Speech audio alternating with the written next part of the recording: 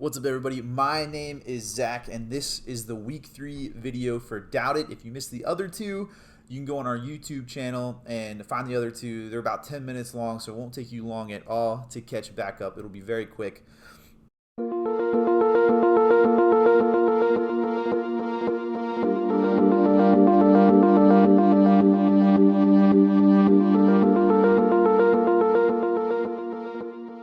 Fun Zach fact.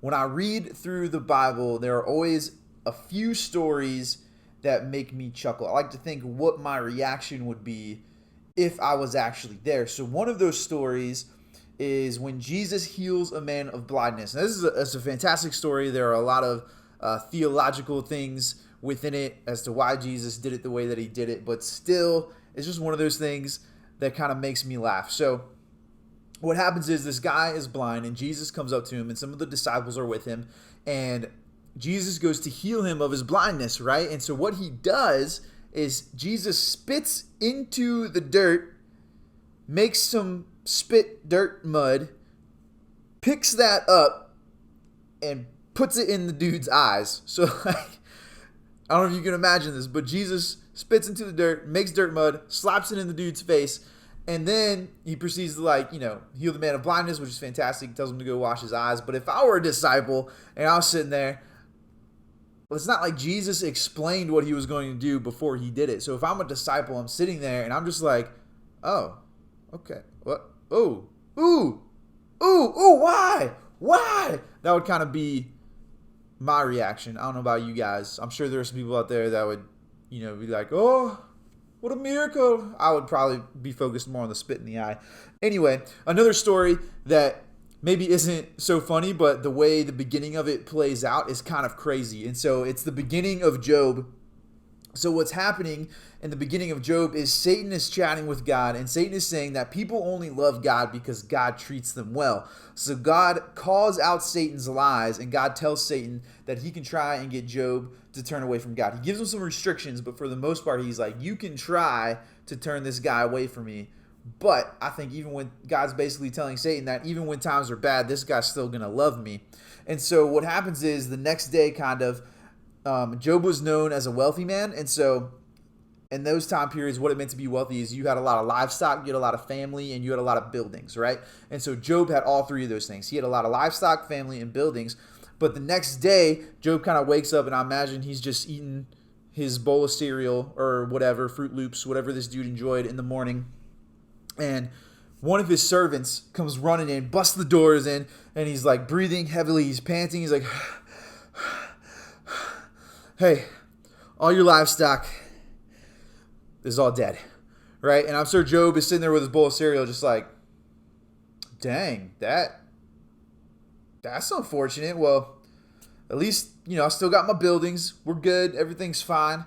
Next servant comes in, busts in the door, right? And he's breathing heavy. And he's like, Job, about all your buildings.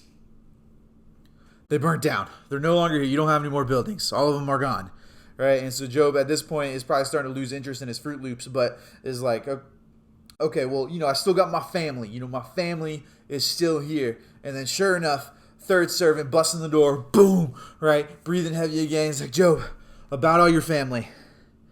They're all dead, right? And so in a matter of, I like to think, 5 minutes, Job finds out that all this wealth that he had, everything that he had, even his family, was just, it was gone. It was obliterated.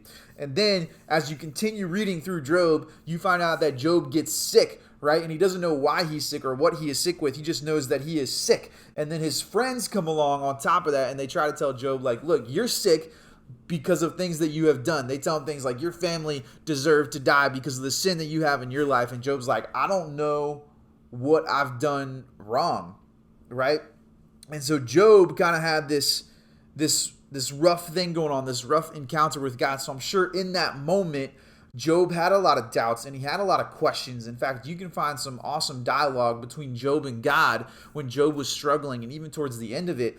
But what happens is you see that God, right, Job never once turns away from God, and God ends up at the end of this story doubling everything that he had before.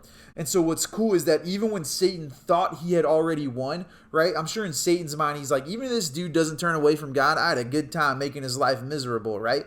But even when Satan thought he had won, he had already lost because God doubled everything that Job had. And that's what leads me to believe that I think that God is always working in our best interest. He always wants what is best for us. If you think of sharpening a knife, right?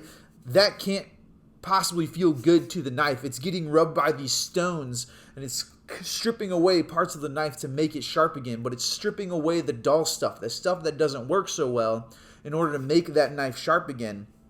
In Romans chapter 8, verse 28, it says this, "And we know that in all things God works for the good of those who love him, who have been called according to his purpose." Now, this doesn't mean that our lives will always be easy if we accept Christ. This doesn't mean that we will always be able to understand why things are happening to us, but it means that no matter what happens in our lives, God is in control of every situation. It means that God will use every situation for good. And I know right now we're kind of in a time where we may have some doubts and we may have some questions and we may be feeling cooped up and stuck inside, but the reality is this, is that God is always working in your best interest.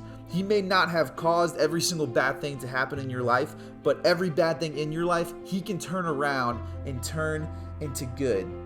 I know there have been tough times in my life where now I can turn around and help people going through that same thing. And so I want you guys to think about this question before our meeting later today, and it's this.